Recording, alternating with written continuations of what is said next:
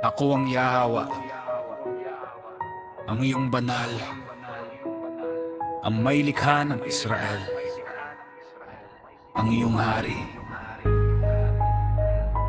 Ito ang sinasabi ng Yahawa. Siya na gumawa ng daan sa dagat, ng landas sa makapangyarihang tubig, na humila ng mga karwahe at kabayo, ng hukbo at mga katulong na magkakasama, at sila'y nahandusay at hindi na muling babangon. Napawi, namatay na parang mitsa. Kalimutan mo ang mga nakaraang bagay. Huwag mong isipin ang mga nakalipas. Tingnan mo, ako'y gumagawa ng isang bagong bagay.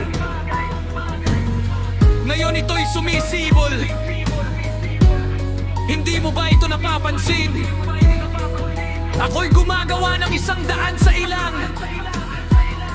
at mga ilog sa ilang na lugar.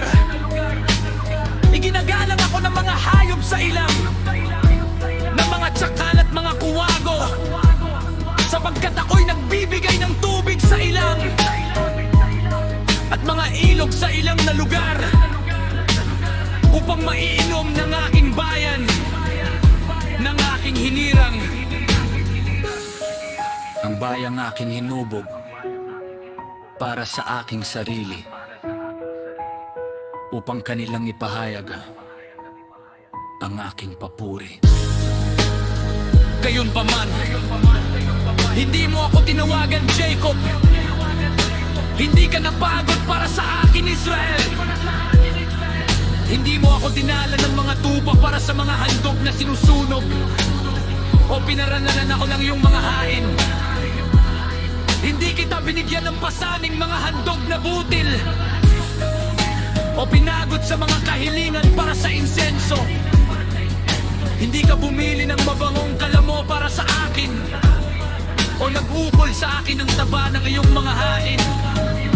Ngunit binigyan mo ako ng pasanin ng iyong mga kasalanan, at pinagod mo ako ng iyong mga pagkakasala.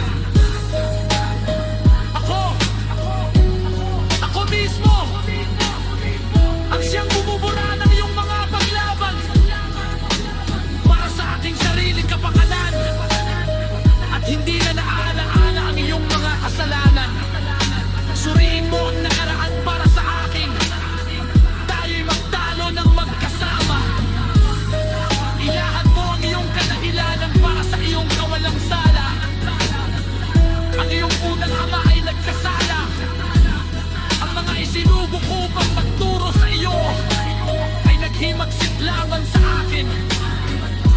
Kaya hinamak ko ang mga paharalikan ng iyong templo. Isinuko ko si Jacob sa kapahamakan, at ang Israel sa pamumutya.